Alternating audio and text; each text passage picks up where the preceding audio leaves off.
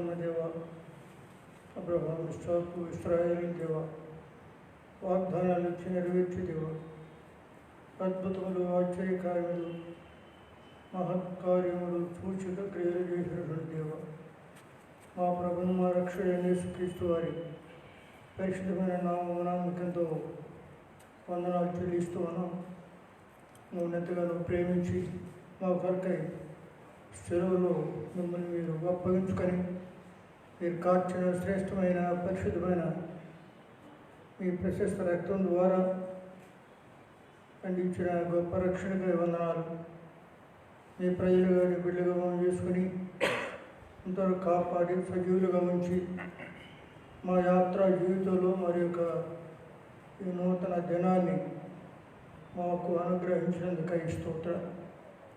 ఎంతోమంది జనం చూడలేని వారుగా లోకాన్ని విడిచిన వారు ఉంటుండగా మీరైతే మమ్మల్ని ఇంకా జ్ఞాపకం చేసుకున్నారు. రాత్రి కాపాడారు. కొన్ని గంటల నిద్ర విశ్రాంతి అనుగ్రహించి సజీవులుగా లేపినందుకై నీకు వందనాలు. సజీవులే కదా నిన్ను స్తుతించెదరు.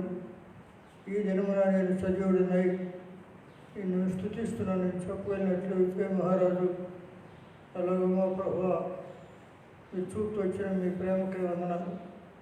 ఉదయకాలం మీ సాన్నిధ్యంలో రాగలిగే ధన్యత ఇచ్చినారు, వందనాలు చెల్లిస్తున్నాం.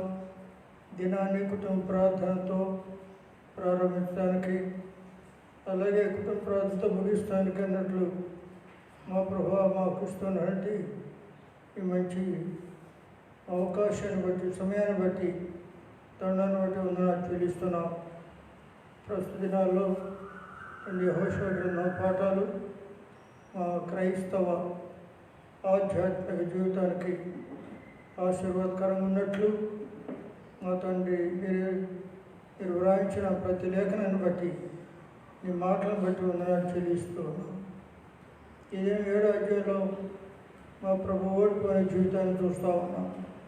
తొలగిపోయింది తండ్రి. ప్రక్కన నిన్న దినం ఎరుకొని జయించగలిగినా కానీ ప్రభు ఇక్కడ తండ్రి మా ప్రభు 7వ అధ్యాయంలోకి వస్తే అక్కడ ఓడిపోయినారు. ఆకారాన్ని ద్వారా పాపను దాచిపెట్టాడు. దాని ద్వారా ఇశ్రాయేలు ప్రజలందరికీ ఆకారాన్ని తెచ్చాడు, శాపం.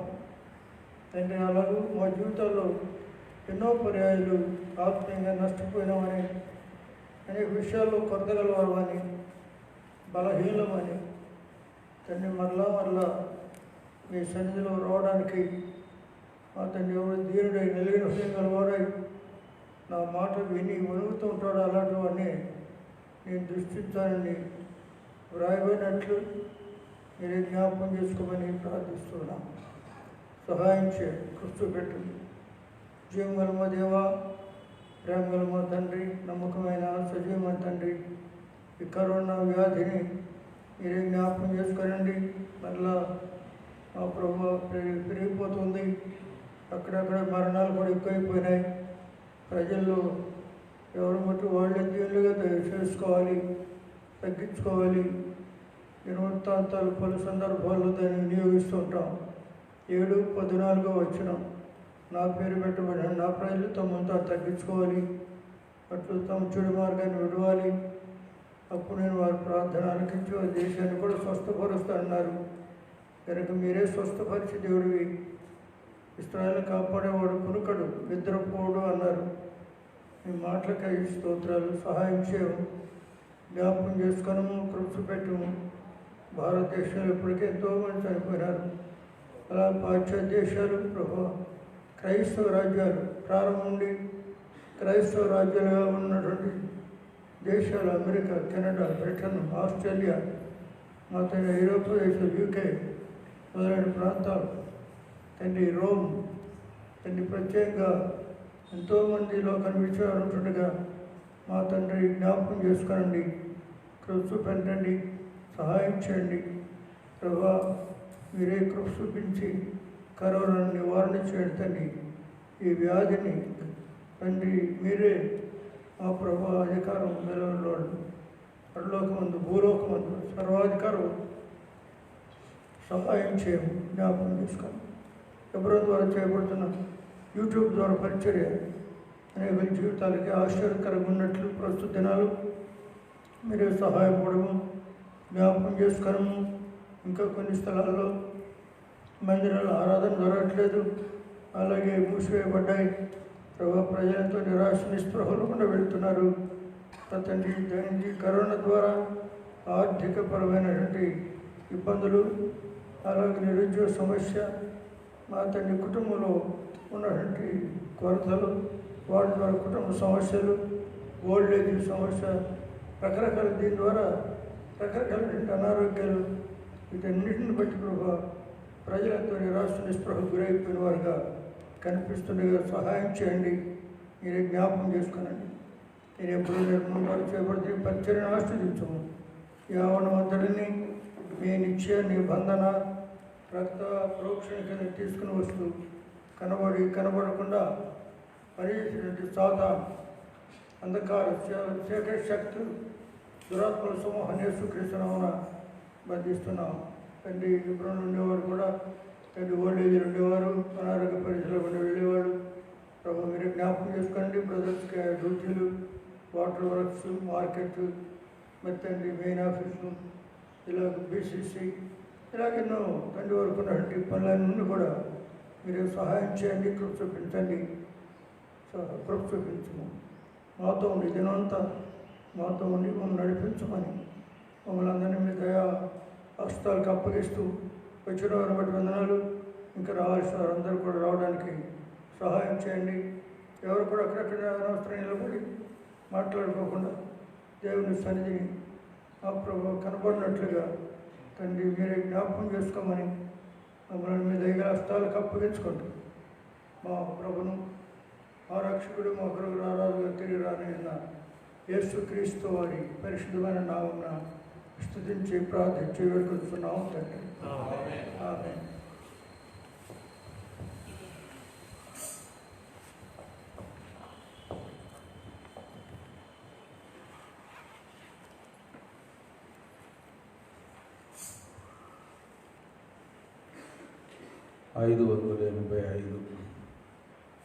ఓ యెహోవా, నీవు నన్ను శోధించి ఎరిగింది.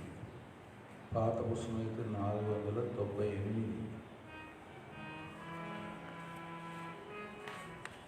కొత్త పుస్తకము 585.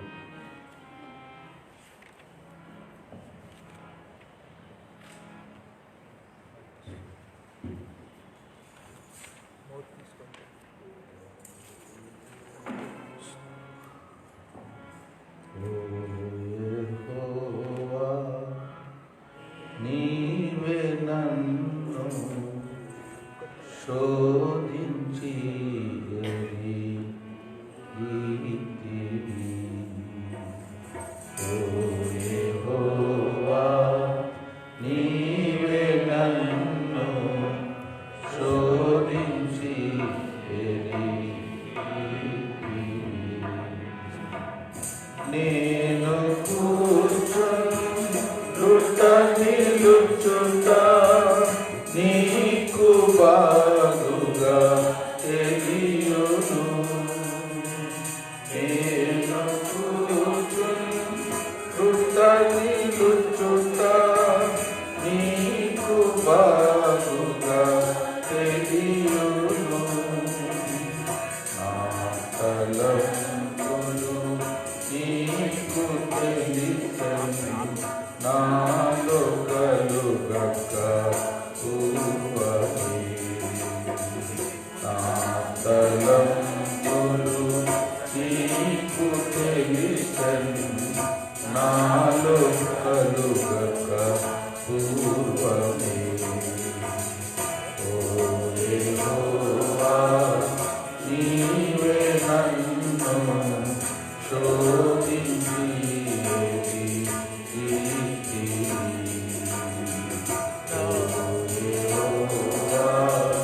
నీవే నన్ను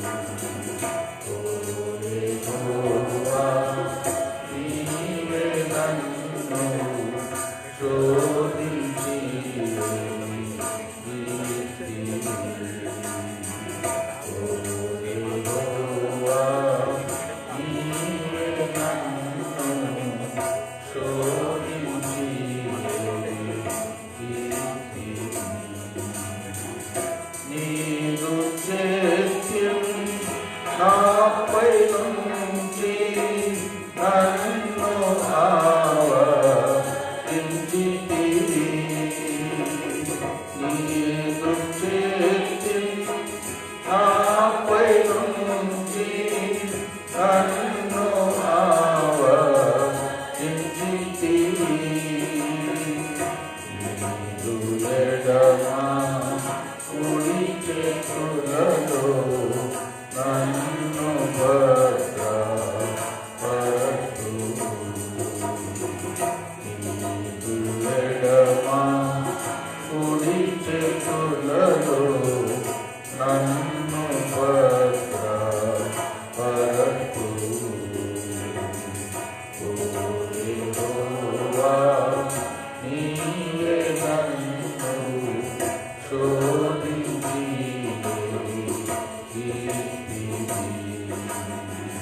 ఓ యెహోవా, నీవే నన్ను శోధించి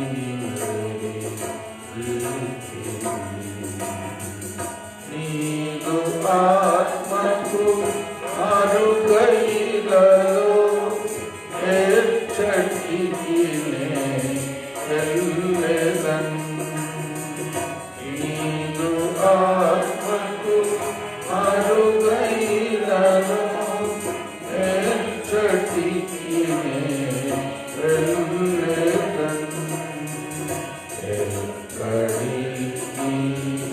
ఎక్కడికి వెళ్ళినాను అక్కడున్నావు ప్రభు. ఎక్కడికి వెళ్ళినాను అక్కడున్నావు ప్రభు. ఓ యెహోవా, నీవే నన్ను శోధించి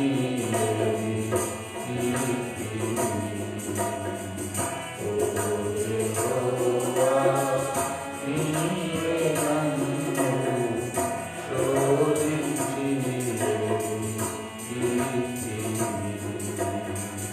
నాదు అంతరంగమును నాదు ఆలోచనలను నాదు అంతరంగమును నాదు ఆలోచనలను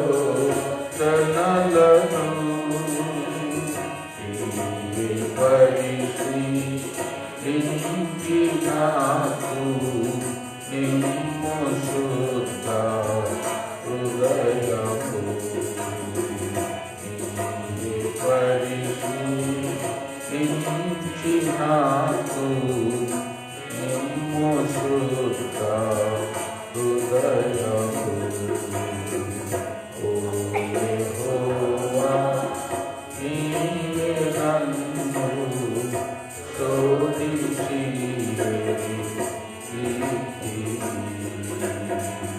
ఓ యెహోవా, నీవే నన్ను శోధించి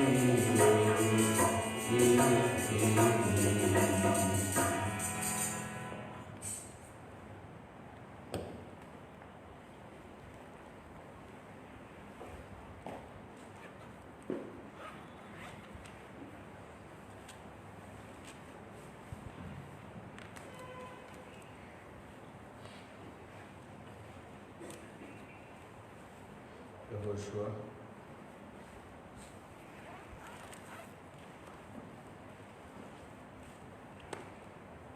7వ అధ్యాయం.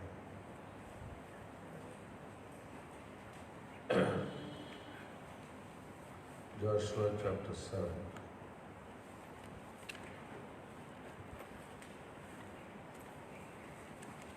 యెహోషువ 7వ అధ్యాయం. శపితమైన దాని విషయములో ఇశ్రాయేలీయులు తిరుగుబాటు చేసి ఎట్లనగా యూదా గోత్రంలో జరహు మునిమనుమడును జబ్ది మనుమడును కర కర్మీ కుమారుడైన ఆకాను శపితము చేయబడిన దానిలో కొంత తీసుకొనెను. కనుక యెహోవా ఇశ్రాయేలీయుల మీద కోపించెను.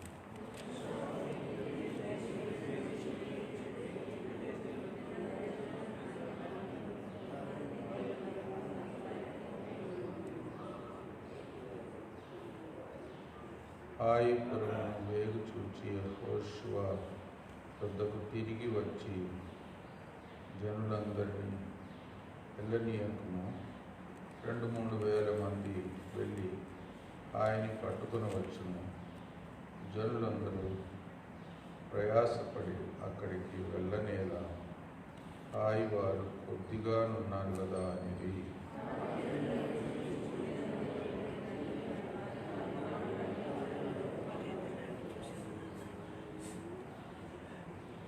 అప్పుడు హాయి వారు వారిలో 36 మనుషులను హతము చేసిరి.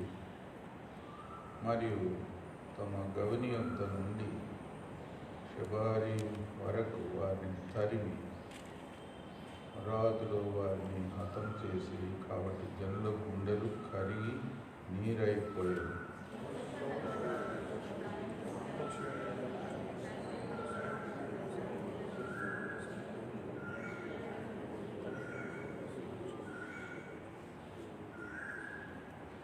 అయ్యో ప్రభువా యెహోవా, మమ్మను నశింపచేయనట్లు అమోరీయుల చేతికి మమ్మను అప్పగించుటకు ఈ జనులను ఈ యోర్దానును ఎందుకు దాటించితివి?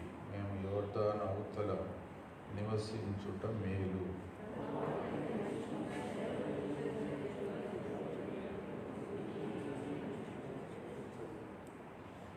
కనానీయులు ఈ దేశ నివాసులందరిని విని మమ్మల్ని చుట్టుకొని మా పేరు భూమి మీద ఉండకుండా తుడిచివేసిన ఎడల ఘనమైన నీ నామమును గూర్చి నువ్వేమి చేయదు అని ప్రార్థింపగా,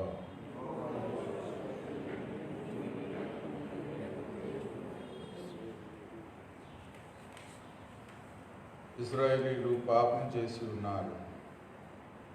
నేను వారితో చేసిన నిబంధనను వారు మీరి ఉన్నారు.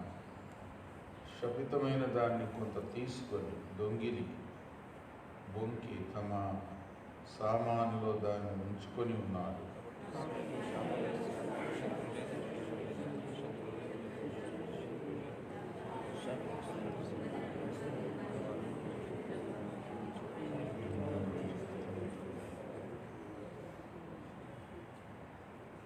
నీవు లేచి జనులను పరిశుద్ధపరిచి వారితో ఇలాగ చెప్పుము, రేపటికి మిమ్మల్ని మీరు పరిశుద్ధపరచుకొనుడి. ఇశ్రాయేలు దేవుడైన యెహోవా సెలవిచ్చినదేమనగా, ఇశ్రాయేలులారా, మీ మధ్య శాపగ్రస్తమైన ఒకటి కలదు. మీరు దాన్ని మీ మధ్య ఉండకుండా నిర్మూలము చేయి వరకు మీ శత్రువుల ఎదుట మీరు నిలవలేరు.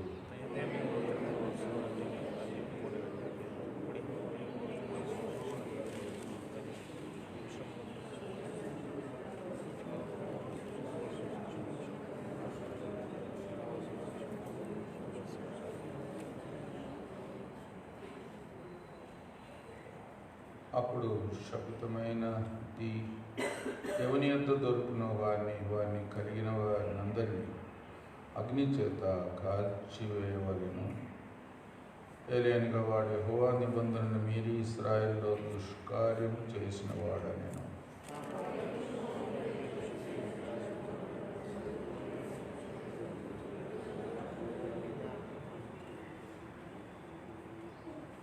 యూదా వంశమును దగ్గరకు రప్పించినప్పుడు జెరహీయుల వంశము పట్టబడెను. జెరహీయుల వంశమును పురుషుల వరుసను దగ్గరకు రప్పించినప్పుడు జబ్ది పట్టబడెను.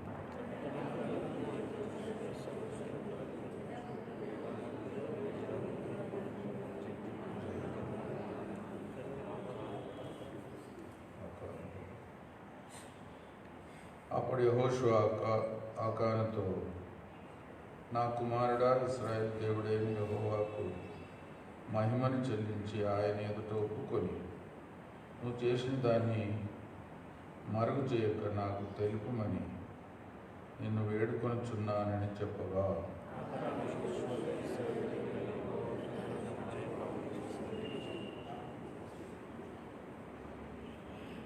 దోపుడు సొమ్ములో ఒక మంచి షీనారు పై వస్త్రమును 200 తులముల వెండిని 50 తులముల ఎత్తుగల ఒక బంగారు కమ్మిని నేను చూచి వాటిని ఆశించి తీసుకొంటిని. ఇదిగో నా డేరా మధ్య అవి భూమిలో దాచబడి ఉన్నది. ఆ వెండి దాని క్రింద ఉన్నదని ఉత్తరమిచ్చి తాను చేసినదంతయు ఒప్పుకొనెను.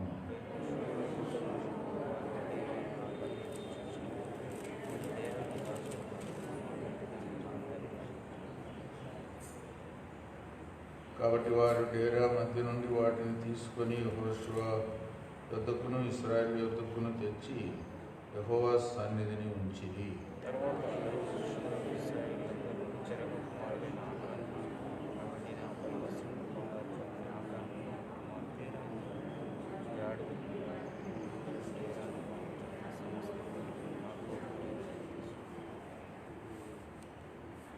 అప్పుడు యెహోషువ, నువ్వేలా మమ్మను బాధపరిచితివి? నేడు యెహోవా నిన్ను బాధపరచుననగా ఇశ్రాయేలందరూ వారిని రాళ్లతో చావగొట్టిరి.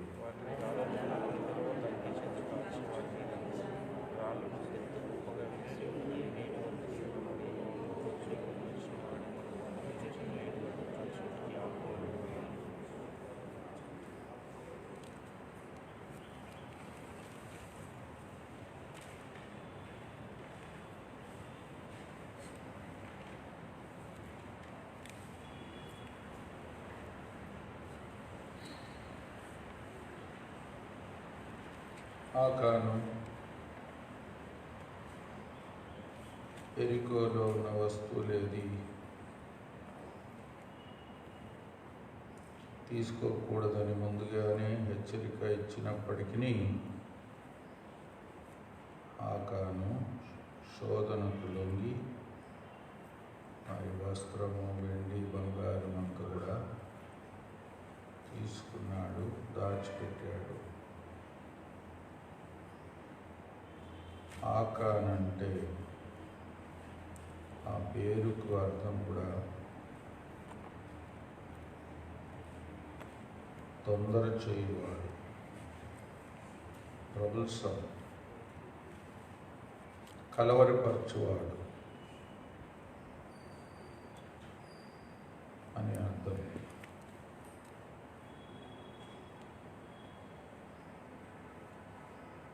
తనకే తొందర తెచ్చుకున్నాడు, శ్రమ తెచ్చుకున్నాడు, తన ఇంటి వారికి కూడా కష్టం తెచ్చుకున్నాడు. ఇంకా ఇశ్రాయేల్ దేశం అంతటికి, ఇశ్రాయేల్ ప్రజలందరికీ తొందర తెచ్చాడు. ఆకాని పేరుకి అర్థమే అలాగుంది. ఇంకా దీని ముందు కూడా ఎంతమందిని తొందర పెట్టాడు.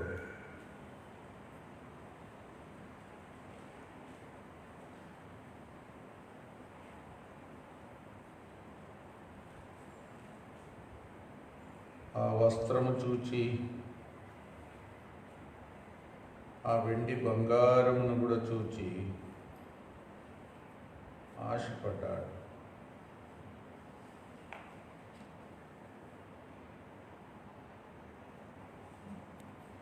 షీనారు వస్త్రం 21వ వచనంలో వచ్చింది. షీనారు వస్త్రము 200 తులముల వెండిని 50 తులముల ఎత్తుగల ఒక బంగారు కమ్మిని నేను చూచి వాటిని ఆశించి తీసుకొంటి.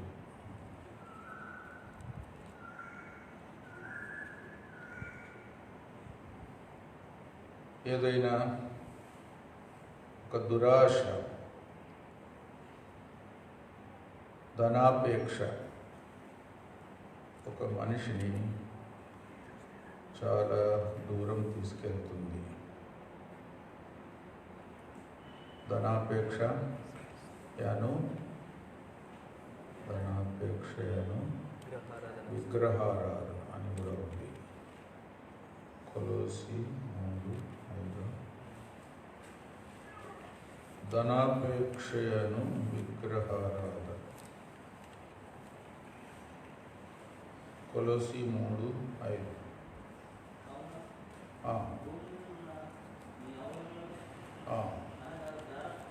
జాగ్రత్తను, అపవిత్రతను, కామాతృతను, దురాశ, విగ్రహారాధనైన ధనాపేక్ష చంపివేయండి. విగ్రహారాధన అయిన ధనాపేక్ష. అటు లోకంలో ఎన్నో వస్తువులు ఎంతోమందిని ఆకర్షిస్తూ ఉంటుంది. ఒక విధంగా సాతాను అలాగా ప్రజలను దారి తప్పించడానికి, ప్రభువు నుండి దూరం చేయడానికి, ప్రభువుకు విలువ ఇవ్వకుండా జీవించేటట్టు చేయడానికి ప్రయత్నం చేస్తుంటారు. ధనాపేక్ష ఎంతో జాగ్రత్తగా ఉండాలి. లోకంలో ఉన్న వాటిని మనము ఆశించకూడదు. లోకంలో ఉన్నదంతా కూడా నేత్రాశ, శరీరాశ, జీవపు డమ్ము. కాబట్టి ఎంతో జాగ్రత్తగా ఉండాలి. సాధారణంగా మనుషులందరూ అలాగ లొంగిపోతారు. ఆకాను కూడా అలాగే అయిపోయాడు. చెప్పినా కూడా శాపగ్రస్తమైనది యెరికో నుండి ఏది తీసుకోకూడదు, తీసుకున్నా కూడా దానికి శిక్ష ఉంటుంది అని హెచ్చరిక ఇచ్చినా కూడా అలాగా లొంగిపోయాడు. ఇంత జాగ్రత్తగా ఉండాలి.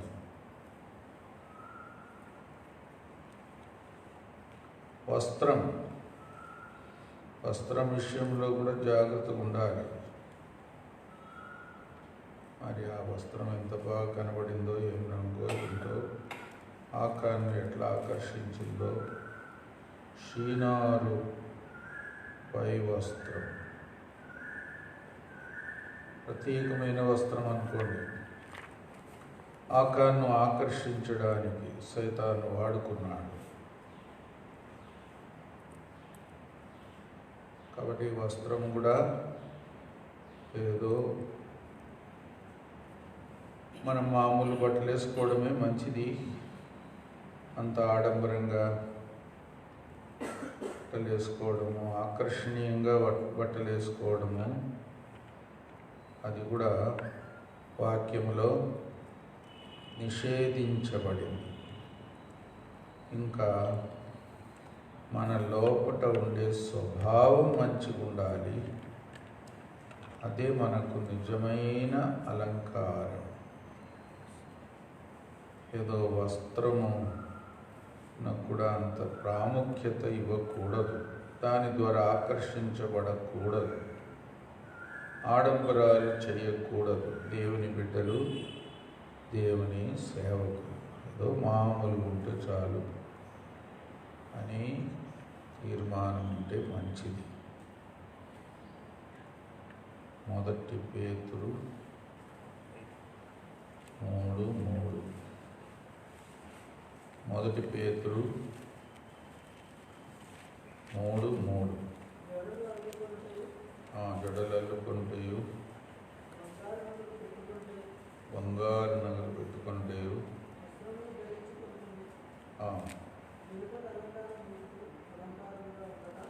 వెలుపటి అలంకారం మీకు అలంకారముగా ఉండక, సాధు అయినట్టు మృదు అయినట్టునైనా అక్షయాలంకారం గల మీ హృదయపు అంతరంగ స్వభావం మీకు అలంకారముగా ఉండవలను. అది దేవుని దృష్టికి విలువ గలది. తక్కిందంతా విలువ లేనిది. లోకస్తులు విలువ ఇవ్వచ్చు కానీ దేవుడు ఇవ్వడు. కానీ మన మనసు ఊరుకుంటుంది.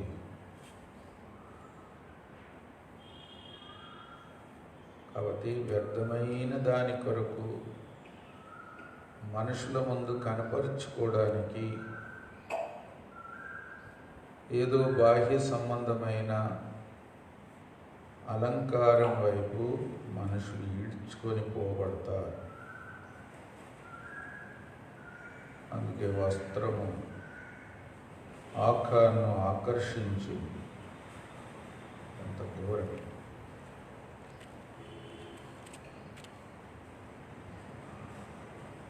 ఆకాని యొక్క దురాశ తను అధోగతికి తీసుకొని వచ్చింది. వెండి బంగారం కూడా ఎలాంటి వస్తువులు? క్షయ వస్తువులు. వెండి బంగారముల వంటి క్షయ వస్తువుల చేత మీరు విమోచింపబడలేదు, కానీ అమూల్యమును నిర్దోషమైన క్రీస్తు రక్తము చేత మీరు విమోచింపబడితే. క్షయ వస్తువులే. అదొక రోజు క్షయించిపోతుంది. ఒకరోజు లోకంతో పాటు నశించిపోతుంది. వెండి బంగారానికి కూడా విలువ ఇవ్వకూడదు.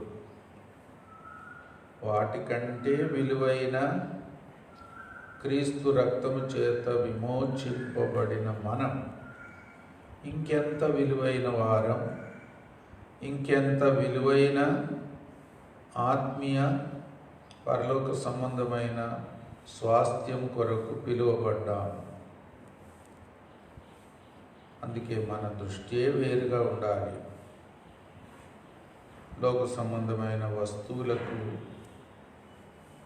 మనం విలువ మితిమించి ఇవ్వకుండా జాగ్రత్త తీసుకోవాలి. ఎంతైనా ప్రభువునందు మనం తృప్తిగా జీవించాల. అదే మంచిది. కలిగిన వాటితో తృప్తిగా ఉండుడి. అప్పుడు ఆ మాట చదవండి. నేను మిమ్మల్ని విడువను ఎడబాయ. హెబ్రీ 13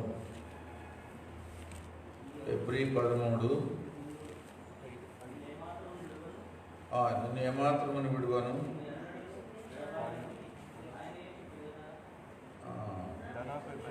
ధనాపేక్ష లేని వారే మీకు కలిగిన వాటితో తృప్తి పొంది ఉండు. అది మంచిది. ఏమున్నా, ఎంతున్నా, కొంచెమున్నా, తక్కువన్నా, లోపమున్నా ఆత్మీయంగా తృప్తిగా జీవించాలి. అదొక మంచి అభ్యాసం. లోక విషయాల్లో కొంత కొరత ఉన్నా కూడా అది నిజమైన కొరత కాదు. లోక సంబంధమైన సమృద్ధి ఉన్నా అదేం ఐశ్వర్యమేం కాదు. అట్లా ఎంచుకోవాలి. ఏదో అత్యవసరానికి తింటాం, అవసరానికి బట్టలు కూడా వేసుకుంటాం. ఏదైనా డబ్బులు కూడా ఏదైనా అవసరం ఉంటే ఉంచుకోవచ్చు, వాడుకోవచ్చు. ఎక్కువ ఉంటే ఎవరికైనా ఇచ్చేయవచ్చు. అంతే. అది దాచిపెట్టుకున్నంత మాత్రాన ధనవంతులమేం కాదు. దాని మీద మనసు పెడితే చాలా పొరపాటు అయిపోతుంది. తృప్తిగా జీవించేది మంచి అభ్యాసం. ఉన్న వాటితో తృప్తిగా జీవించేది. ఇంకా ప్రభువును బట్టి తృప్తిగా జీవించేది, అది ఇంకా గొప్ప అంతస్తు. ఆ మాట చదువు. ప్రభువును బట్టి తృప్తిగా జీవించేది. ఫిలిప్పీ 4:11. నాకు కొదువ కలిగినందున ఇలా చెప్పుటలేదు. నేను ఏ స్థితిలో ఉన్నాను చూడండి. సంతృప్తి కలిగి నేర్చుకొని ఉన్నాను. ఏ స్థితిలో ఉన్నా నేను సంతృప్తి కలిగి, ప్రభువునందు సంతృప్తి కలిగి ఉండుటకు నేర్చుకొని ఉన్నాను. కాబట్టి మన లోపము, ఆత్మీయ లోపం ఏదన్నా ఉంటే దాని గురించి మనము జాగ్రత్త తీసుకోవాలి. ఏదన్నా సమృద్ధి, లోక సంబంధమైన సమృద్ధి వచ్చినా దాని మీద మనసు పెట్టకూడదు, అతిశయించకూడదు, దాచిపెట్టుకోకూడదు, దాని మీద మనసు పోనీయకూడదు. ఎంత జాగ్రత్తగా ఉండాలి. అలాగ జీవించడానికి మనము అభ్యాసం చేయాలి. పేతురు, యోహాను మందిరానికి వెళ్తున్నప్పుడు మరి కుంటివాడొకడు మందిరం గవిని దగ్గర కూర్చొని ఉన్నాడు. చూస్తున్నాడు, వీళ్ళు ఏమన్నా ఇస్తారా అని. భిక్షం. పేతురు, యోహాను ఏమన్నారు? వెండి బంగారము మా దగ్గర లేదు. నిజంగానే లేదు, కానీ దానికంటే శ్రేష్టమైనది మా దగ్గర ఉన్నది.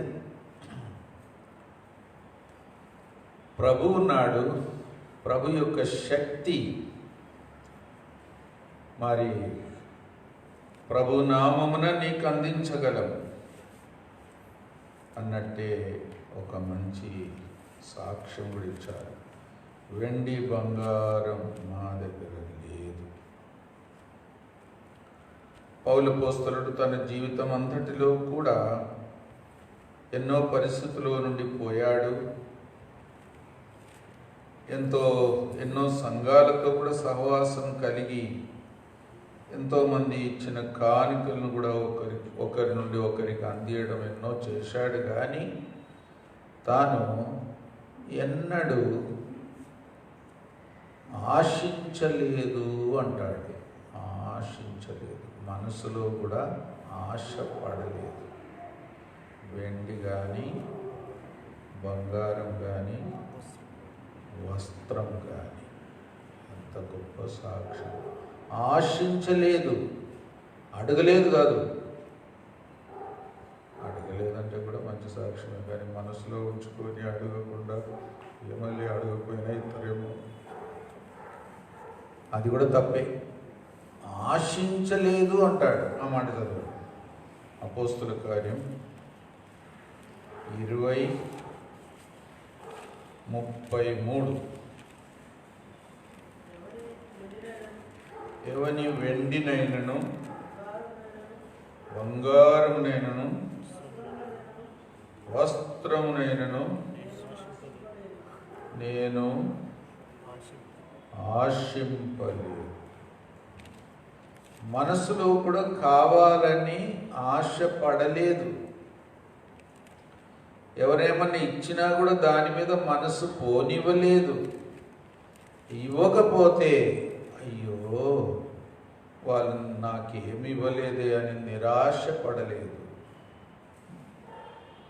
ఎక్కువ ఇచ్చినా కూడా దాని మీద మనసు పోనివ్వలేదు, దానికి విలువనే ఇవ్వలేదు. అంత గొప్ప సాక్ష్యం. కాబట్టి అపాయం ఉంది. లోక సంబంధమైన విషయాలపై, డబ్బుపై, వెండి బంగారముపై, వస్త్రముపై ఎవరైనా మనసు పోనిస్తే, ఆకాను తొందర తెచ్చుకున్నాడు. తనకు తన కుటుంబానికి, ఇశ్రాయేలుకు కూడా తొందర తెచ్చాడు. ఆయన పేరే తొందర పెట్టేవాడు, ఆకాను. జాగ్రత్త.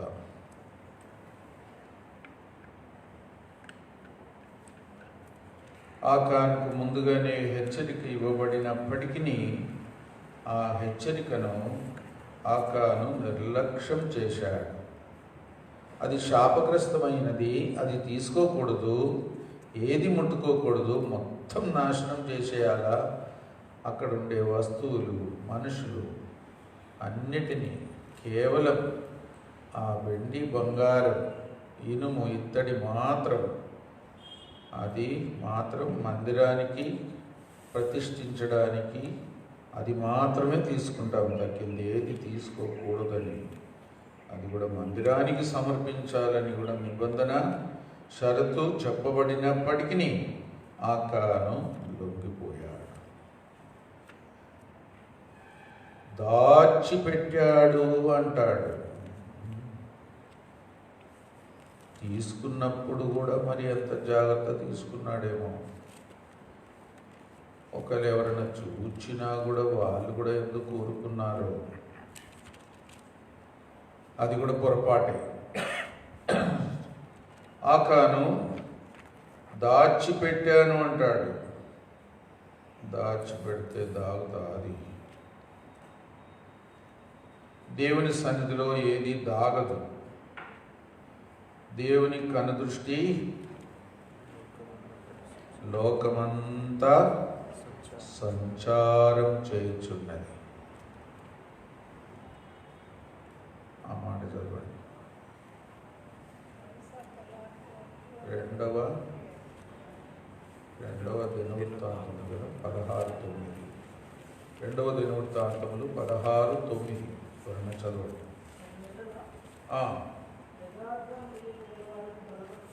యథార్థ హృదయం గల వారిని బలపరచుటకై యెహోవా కనుదృష్టి లోకమందంతటా సంచారం చేయుచున్నది. ఈ విషయంలో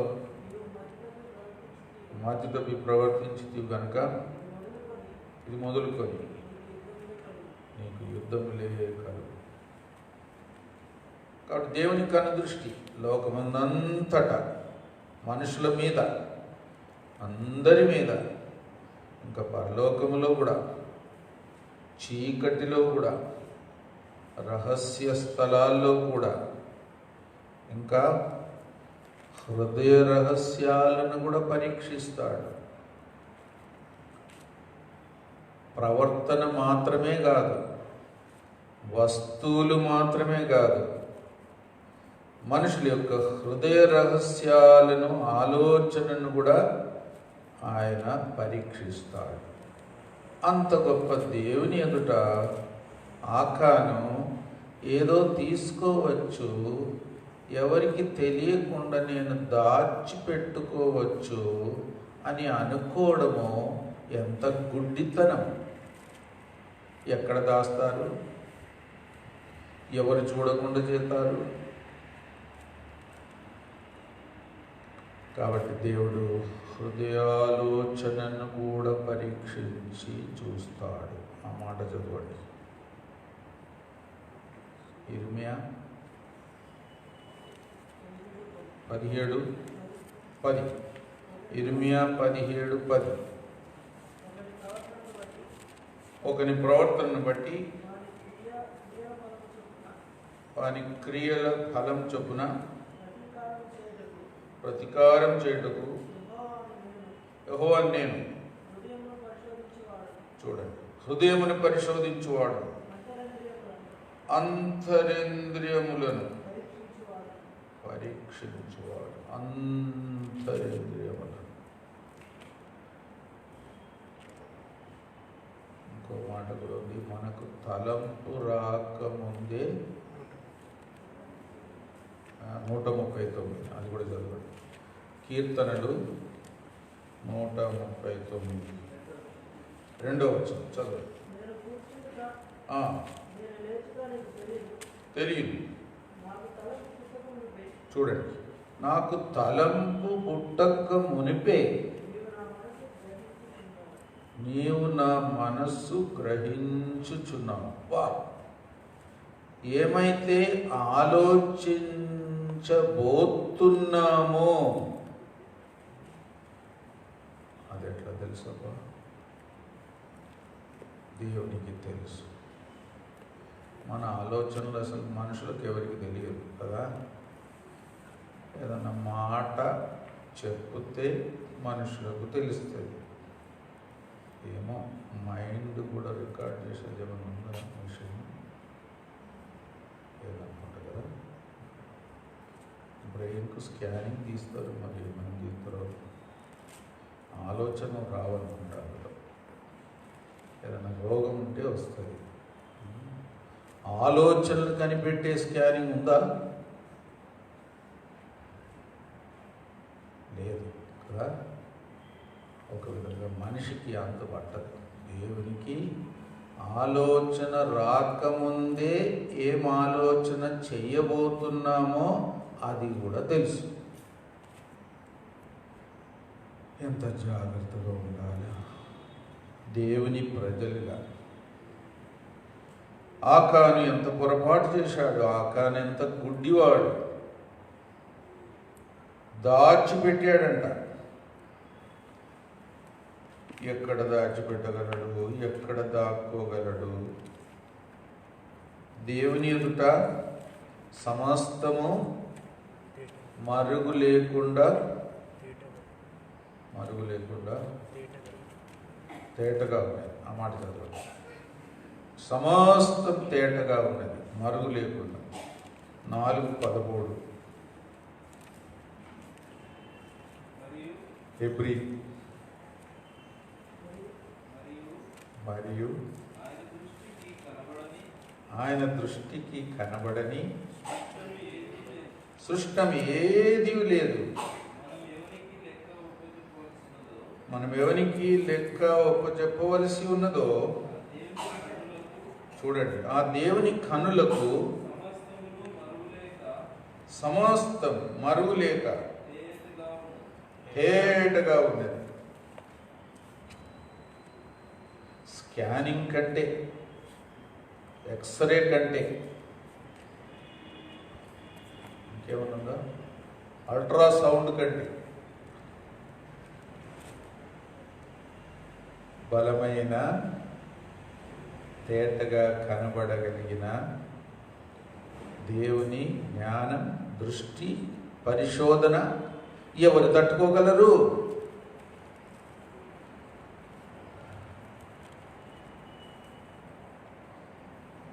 సాలార్జంగ్ మ్యూజియంలో ఒక అద్దం ఉండేది. మీరు ఎవరైనా చూశారో లేదో? ఆ రూమ్లోనికి ఒక్కొక్కరినే పంపేవారు. ఎందుకంటే ఆ అద్దము ఎదుట ఎవరైనా నిలబడితే వారు దిగంబరులుగా కనబడతారు. తర్వాత అద్దం తీసేశారు. ఒక్కొక్కరినే పంపేవారు.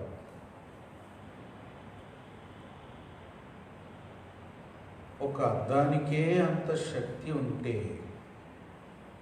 దేవునికి ఎంత శక్తి ఉంది, ఎంత సామర్థ్యం ఉంది. కాబట్టి దేవుని ఎదుట ఏది మరుగుగా ఉండదు, ఏ రహస్యాలు ఉండవు. ఒకరోజు దేవుడు తీర్పు తీర్చినప్పుడు మనుష్యుల రహస్యాలన్నీ దేవుడు బయట పెట్టి తీర్పు తీరుస్తాడు అని కూడా ఉంది.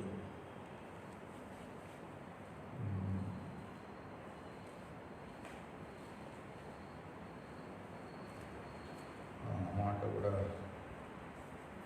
లూకా 12:2-3 వచనాలు. లూకా 12.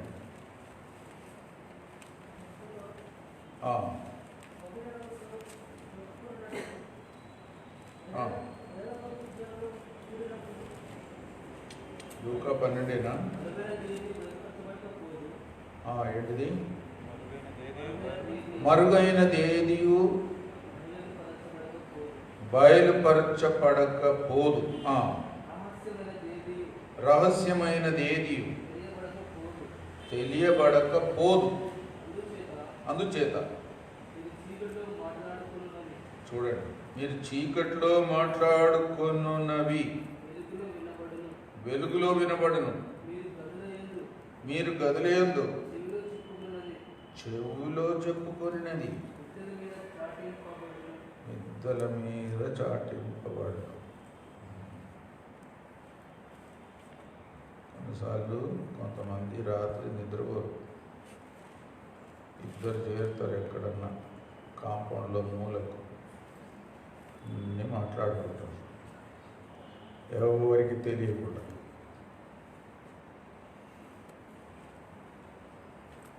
అలాగ మాట్లాడినది కూడా ఒకరోజు మిద్దె మీద ప్రకటించబడుతుంది.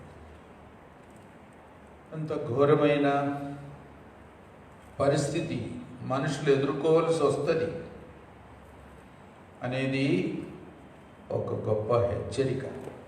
ఆకాను చేసిన పొరపాటు, తాను రహస్యంగా దాచిపెట్టుకోవచ్చు అని అనుకున్నది, అది దాగదు. దేవుని కనుదృష్టిలో అదంతా కూడా బాహాటముగా ఉన్నది. అందుకే అసహ్యమైంది, అపవిత్రమైంది. దేవుని ప్రజల మధ్యలో ఉండినందుకు దేవుడు వారికి అపజయమిచ్చాడు చిన్న పట్టణస్థులతో. అలాగూ వారి తప్పును, వారి మధ్యలో ఉన్న అపవిత్రతను, శాపగ్రస్తమైన దాన్ని తొలగించమని యెహోషువకు, దేవుని ప్రజలకు హెచ్చరిక కూడా ఇచ్చాడు. ఇంకా ఆకాను తనకున్న సమస్తమును నాశనం కూడా చేయమన్నాడు. అపవిత్రమైన దాన్ని పూర్తిగా తొలగించమన్నాడు. ఎంత గొప్ప హెచ్చరిక! మనం ఎంతమంది ఇక్కడ కూర్చున్నాము, మన హృదయంలో, మన జీవితంలో ఏదైనా దేవునికి అసహ్యమైంది ఉంటే మనం పట్టబడతాం. ఆ అసహ్యమైనది ఉంచుకున్న దాన్ని బట్టి మనకు తొందర వస్తుంది. ఇంకా మనకే కాదు, మనకున్న సమస్తమునకు, మనుషులకు కూడా తొందర వస్తుంది. అంతేకాదు, ఒక విధంగా సంఘానికి కూడా తొందర వస్తుంది మన ద్వారా. అంత తీవ్రంగా అనేక సార్లు మనము ఆలోచించం. అందుకే ఇది చాలా గొప్ప హెచ్చరిక. ఆకాని యొక్క పాపం, దేవుడు చెప్పిన మాట ప్రకారం ఆకానును, తన ఇంటి వారిని, తనకున్న సమస్తమును కాల్చివేయాలి, రాళ్లతో కొట్టి చంపాలి. అంతేకాదు, కాల్చివేయాలి, నాశనం చేయాలి. దేవుని ప్రజల మధ్యలో అలాంటిది ఉండకూడదు. ప్రత్యేకంగా వారి యుద్ధానికి పోయేటప్పుడు, ప్రత్యేకంగా వారికి శాపగ్రస్తమైనది అని చెప్పిన తర్వాత, ఏది తీసుకోకూడదని చెప్పిన తర్వాత వారి మనసు అలాగా ఆకర్షించబడకూడదు. అది కూడా మనకు కూడా ఒక హెచ్చరిక.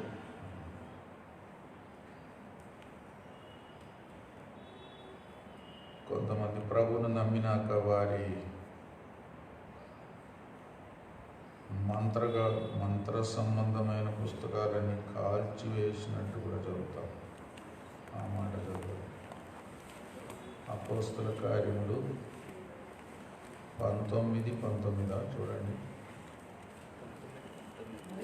కరెక్టేనా? 19:19 ఈజీగా గుర్తుపెట్టుకోవచ్చు. చదవండి. మాంత్రిక విద్య అభ్యసించిన వారు అనేకులు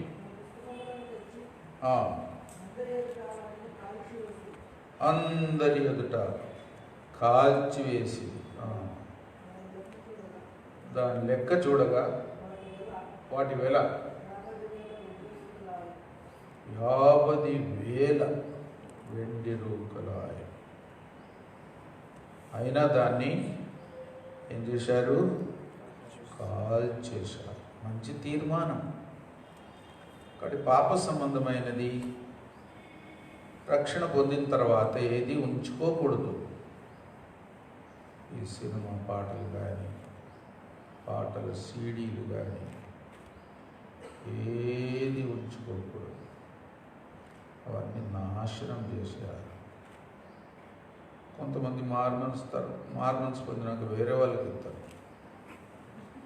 అది కూడా తప్పే. అది నాశనం చేయడమే కరెక్ట్. ఎందుకంటే వేరే వాళ్ళు కూడా దాని ద్వారా మేలేం పొందలేరు, వారు కూడా చెడిపోతారు. కాబట్టి చెడిపోయే వస్తువులన్నీ నాశనం చేయాలి. సైతాను సంబంధమైనంత నాశనం చేయాలి. శాపగ్రస్తమైనదంతా నాశనమే చేయాలి. అది ఎవరికి ఇవ్వకూడదు కూడా. కాబట్టి ఎంతో ఖచ్చితమైన తీర్మానం. ఒక చోట పౌలు కూడా ఒక వ్యభిచారి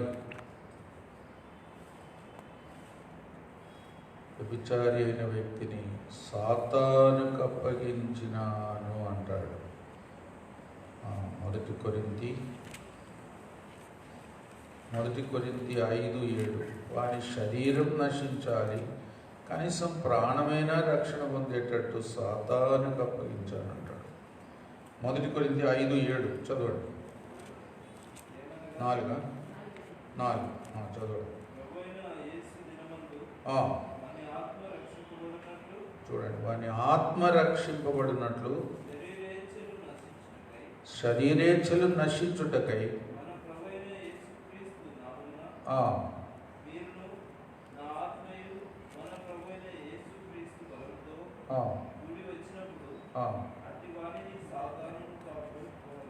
సాతానుకు అప్పగింపవలెను.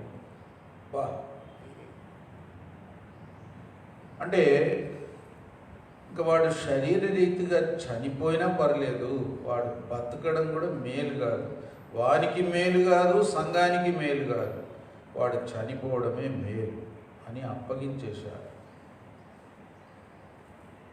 అంత తీవ్రమైన తీర్మానం. ఒక విధంగా సంఘక్షేమం కొరకు పౌలపోస్తలుడు కూడా తీర్మానం చేసినట్లు చదువుతాం. ఒక విధంగా ఆకాను చేసినది ఇశ్రాయేలుకు ఓటమి తెచ్చింది, దేవుని ప్రజలను అపవిత్రపరిచింది. దేవుడు తన సన్నిధి వారితో ఉంచలేని పరిస్థితి తెచ్చాడు. తాను తొందర తెచ్చుకున్నాడు, తన ఇంటి వారికి తొందర తెచ్చాడు, ఇశ్రాయేలు అందరికీ తొందర తెచ్చాడు.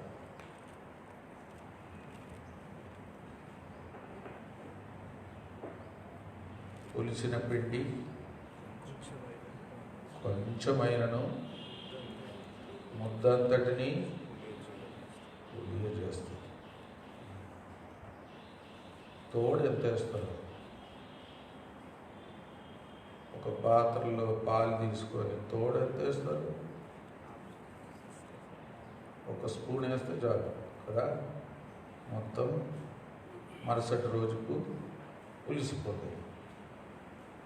అలాగంటాడు పౌలపోస్తలుడు కూడా. పులిసిన పిండి కొంచెమైనా సరే మొత్తము పులిసేటట్టు చేస్తుంది. అందుకే ఎంత జాగ్రత్తగా ఉండాలి. మన పాపం ఏదైనా దాచిపెడితే మనం వర్ధిల్లం. మన పాపములు దేవునికి మనకు అడ్డుగా వస్తుంది. మన ప్రార్థనకు కూడా ఆటంకమే. నేను పాపమును లక్ష్యం పెట్టిన ఎడల నా ప్రార్థన వినకపో. ఆదాము యొక్క పాపం ఒక విధంగా లోకమంతటిని బాధిస్తుంది. ఇంకా ఎంత ఘోరం! ఎందుకో మరి అవ్వ పాపం అని రాయబడలేదు. అసలు ఫస్ట్ తిన్నది ఆమెనే. అంటే హవ్వ మోసపోయింది. ఆదాము ఒక విధంగా ఇంటికి బాధ్యుడు. ఒక విధంగా ఆదాము ఆ పండు తిన్నది తెలిసే తిన్నాడు. హవ్వ మోసపోయింది. ఎంతైనా పురుషుడే బాధ్యుడు. అందుకే ఆదాము అని రాయబడి చదవండి అమ్మ. ఆదాము పాపం, మొదటి మానవుని పాపం. రోమా 5:12.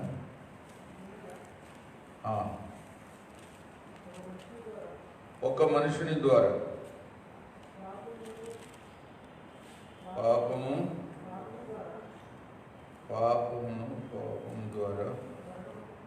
పాపము ద్వారా మరణమును లోకములో ఎలాగ ప్రవేశించెనో అలాగనే మనుషులందరూ పాపం చేసినందున మరణము అందరికీ సంప్రాప్తమాయ. చూడండి ఎంత పని చేసిందో. ఎవరో ఒక పాట కూడా రాశాడు, ఓ ఆదామా ఎంత పని చేసినావయ్యా అని. ఒక హిందీలో పాట ఉంది. ఏ ఆదాం తూనే క్యా కియా, ఏ చేశావయ్యా ఆదామయ్యా. లోకమంతటిని పాపులుగా చేశారు. లోకమంతటికి మరణం తెచ్చావు. లోకమంతటిని శాపగ్రస్తమైనదిగా చేశావు. అందుకే ప్రభు రెండవ ఆదాము, మొదటి ఆదాము ద్వారా వచ్చిన నష్టమంతటిని, శాపమంతటిని, మరణమంతటిని నివారణ చేయుటకు యేసు ప్రభువారు రెండవ ఆదాముగా వచ్చాడు. ధన్యులమయ్యాం. ఆకాని యొక్క పాపం ఇశ్రాయేలులందరినీ బాధించింది, వారికి ఓటమి తెచ్చింది. ఇంకా ప్రభు అన్నాడు, ఆ శాపగ్రస్తమైనది మీ మధ్యలో ఉన్నంత వరకు ఏమన్నాడు, నేను మీతో రాలేను అన్నాడు. అలాంటి మాట అంటాడు చూడండి. యెహోషువ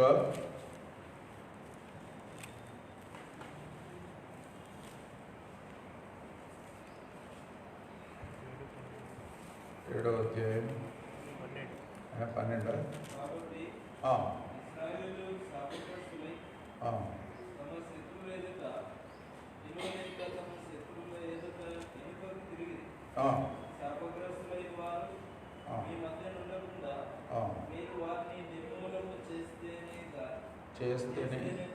చేస్తేనే తప్ప నేను మీకు తోడై ఉండను. అది శాపగ్రస్తమైనది తీసివేస్తే తప్ప మీకు ఓటమే. ఇంకా మీరు జయం పొందలేరు. ఇంకా అన్ని జనులు మిమ్మల్ని జయిస్తారు. మీలో కొంతమందిని హతమారుస్తారు కూడా, హతమార్చారు కూడా. ఇంకా మీరు పారిపోవలసిందే. ఇంకా నేను మీతో ఉండలేదు. ఎంత ఘోరమైన తీవ్రమైన హెచ్చరిక.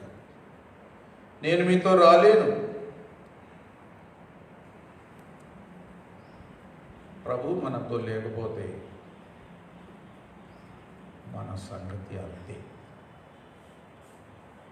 నాకు వేరుగా ఉండి మీరేమీ చేయలేరు.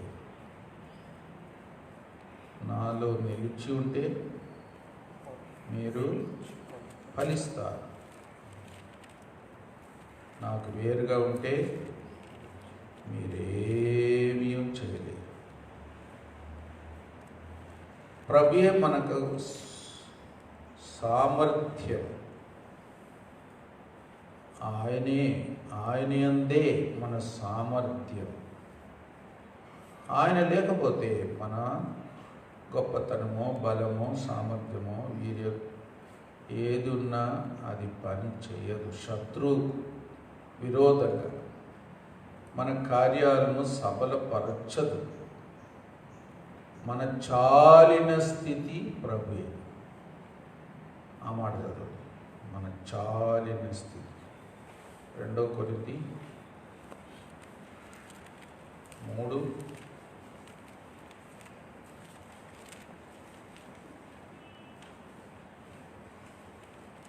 5.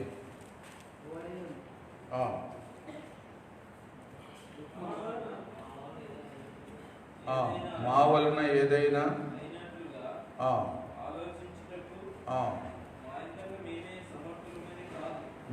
మేమే సమర్థులమని కాదు, మా సామర్థ్యము దేవుని వలననే కలిగి ఉన్నది. మా సామర్థ్యం. ఇంగ్లీష్లో ఇంకా బాగుంది. Our sufficiency. ఇంగ్లీష్లో ఏముందంటే మా చాలిన స్థితి దేవుని అందే ఉంది. అందుకే ఒకవేళ పౌలుతో కూడా ప్రభువు చెప్పాడు, నా కృప నీకు చాలు. అంటే చాలిన స్థితి అంటే కొరత లేని స్థితి. కొంతమంది భోజనం వడ్డించేటప్పుడు చాలు అంటారు, కానీ మనకి 2-3 ప్లేట్లు వేసినా తింటారు. అంటే మర్యాదకు చాలు అంటారు. కొన్ని దేశాల్లో చాలు అంటే ఇంకా వడ్డించరు, వద్దు అంటే అస్సలు ఇవ్వరు. మనోళ్ళు అట్లా కాదు, వద్దు అంటే ఇంకా 2 చెంచాలు వేస్తారు. ఒక విధంగా చాలు అంటే చాలు అంతే. దేవుడు చెప్పే మాటకు అర్థం అలాగా ఖచ్చితంగా ఉంటుంది. మన జీవితం ఏ కొరత లేకుండా చాలిన స్థితిలో ఉండడానికి ప్రభువే దానికి ఆధారం. లేకపోతే కొరతలతోనే ఉంటాం, లోపాలతోనే ఉంటాం, పతనాలతోనే ఉంటాం. ప్రభు మనకు చాలినవాడు. ఆయన కృప చాలినది. ఆయన శక్తి పునరుద్ధాన శక్తి. ఆయనే మనలో మనకు జీవముగా ఉంటాడు. ఆయనే మనకు జీవం. అంత ప్రభు సన్నిధిని లేశమైన భంగం కలిగించకుండా, ఆటంకపరచకుండా, ఆకాని యొక్క పాపమును బట్టి దేవుడిచ్చిన హెచ్చరిక, నేను మీతో రాలేను, ఆ శాపగ్రస్తమైనది మీ మధ్యలో ఉన్నంత వరకు నేను మీతో రాలేను. అందుకే యెహోషువా, నువ్వు లేవు, నువ్వు ఏదో దుఃఖపడుతున్నావు, దేవుడు మాతో ఎందుకు రాలేదని నిరుత్సాహపడుతున్నావు. కారణం ఇది, దాన్ని తొలగించు, దాన్ని పూర్తిగా నాశనం చెయ్యి, మీ మధ్యలో నుండి దాన్ని తొలగించు. తొలగించిన తర్వాత కూడా దాన్ని గుర్తు ఉంచు. ప్రజల మధ్యలో ఆకోరు లోయ, అక్కడ అది తప్పకుండా ఒక గుర్తుగా కూడా ఉంచు, ప్రజలకు ఒక హెచ్చరికగా. ఇక ముందు ఎవరు అలాంటి పని చెయ్యకుండా, దేవుని ప్రజలందరికీ ఓటమి తేకుండా జాగ్రత్త తీసుకోవాలి అని హెచ్చరికగా అది ఆకోరు లోయను అలాగే ఉంచు. ఆ కాల్చివేయబడినంత అలాగే ఉంచు అని కూడా చెప్తాడు. ఎందుకంటే ఇశ్రాయేలుకి ఎప్పుడైనా సరే ఏం జరిగినా కూడా ఒక గుర్తు గుర్తుకుండాలి, మర్చిపోకూడదు, హెచ్చరికగా ఉండాలి. రాబోయే తరం వారు కూడా నేర్చుకోవాలి. మనకు కూడా ఇశ్రాయేలు చరిత్ర అంతా కూడా ఒక హెచ్చరిక. అంత్య దినములే అందున్న మనకు వారికి జరిగినదంతయు ఒక హెచ్చరిక. ఆ మాట చదవాలి. 1 కొరింథీ 10వ అధ్యాయం 11. 1 కొరింథీ 10వ అధ్యాయం 11 వచనం. చూడండి. దృష్టాంతంలో వారికి సంభవించదు, యుగాంతమందున్న మనకు బుద్ధి కలుగుటకై రాయబడి. యుగాంతమందు, లాస్ట్, ఆఖరి ఉన్న మనకు గతములో ఇశ్రాయేలుకు జరిగినదంతయు, ఇశ్రాయేళ్ల మధ్యలో జరిగినదంతయు, ఒక విధంగా లోకములో కూడా ఎన్నో సంఘటనలు జరిగినాయి. అవి కూడా మనకు దృష్టాంతములు, హెచ్చరికలు, బుద్ధి తెచ్చుకోవడానికి హెచ్చరికలు. మనం ఎంత భయంతో ఉండాలి, ఎంత జాగ్రత్తగా ఉండాలి, ఎంత పరిశుద్ధంగా ఉండాలి, ఎంత దేవుని మీద మనస్సు పెట్టాలి. అనవసరమైన కష్టాలు తెచ్చుకోవద్దు, మన ఇంటి వారికి కూడా కష్టం తేవద్దు, సంఘానికి కూడా నష్టం తేవద్దు, ఇంకా చెప్పాలంటే లోకానికి కూడా నష్టం తేవద్దు. ఆదాములాగా మన ద్వారా ఎవరికి నష్టం రావద్దు, దేవునికి కోపం పుట్టించవద్దు. దేవుని కంటే మనము బలవంతులమా? కాదు. ఎంత జాగ్రత్తగా ఉండాలి. లోకానికి ఈ విషయాలు ఇంకా తేటగా దేవుడు బయలుపరచాలి, మనకు కూడా బయలుపరచాలి. శాపగ్రస్తమైనది ఏది మనలో లేకుండా, మన మధ్యలో లేకుండా, సంఘములో లేకుండా, ఇంకా చెప్పాలంటే లోకములో కూడా లేకుండా పరిశుద్ధపరచబడి దాన్ని తొలగిస్తే దేవుడు విజయం ఇస్తాడు, దేవుడు నడిపిస్తాడు, దేవుడు ప్రజలతో ఉంటాడు. లేకపోతే దూరంగా ఉంటాడు, శత్రువుకు అప్పగిస్తాడు, ఓటమి తెస్తాడు, నష్టం తెస్తాడు. దేవుడు విజయం ఇవ్వలేడు. కాబట్టి గొప్ప హెచ్చరిక. ఆకాని యొక్క జీవితము గొప్ప హెచ్చరిక. అందుకే జాగ్రత్తగా ఉందాం, పరీక్ష చేసుకుందాం. నా ద్వారా నాకు నష్టం, నా ద్వారా నా కుటుంబస్తులకు నష్టం, నా ద్వారా సంఘానికి నష్టం, నా ద్వారా లోకమంతటికి నష్టం లేకుండా జాగ్రత్త తీసుకోవాలి, పరీక్ష చేసుకోవాలి. శాపగ్రస్తమైనది ఏది ఆశించకుండా, దాచిపెట్టుకోకుండా, దాని ద్వారా ఆకర్షించబడకుండా, పొరపాటు చేయకుండా, దేవుని ఉగ్రతకు కారకులు కాకుండా జాగ్రత్త పడదాం. ఇప్పుడు మనం ప్రార్థనకు వెళ్తాం. ఒక సహోదరుడు మొదలు పెట్టండి. ఈ వ్యాధి ఎక్కువ అవుతున్నది అందరికీ తెలుసు. దేవుడు కనికరించునుగాక.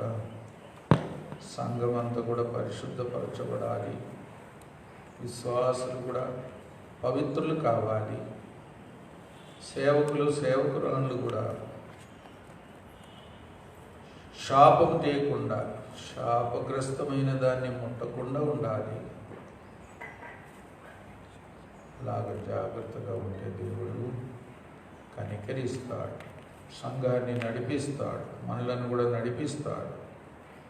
లేకపోతే మన స్వాస్థ్యం పొందలేము, విజయం పొందలేము అనేది మనకు ఒక హెచ్చరిక. నాలుగు సహాయం. లోకమంతా కూడా దేవుని వైపు మరలేటట్టు, శాపగ్రస్తమైన దాన్ని ఆశించకుండా జీవించేటట్టు ప్రార్థన చేయండి. అనేకులు రక్షణ చివరి దినాల్లో తీర్మానం చేసుకునేటట్టు, సువార్త వినేటట్టు, రక్షణ తీర్మానం చేసుకునేటట్టు ప్రార్థన చేయండి. శాపగ్రస్తమైనది విడిచిపెట్టేటట్టు, తీసివేసేటట్టు, నశింపజేసేటట్టు, దేవుని వైపు మరలేటట్టు, దేవుని ఆశీర్వాదం పొందేటట్టు ప్రార్థన చేయండి. ఒక సహోదరుడు చేయండి. ఒక సహోదరు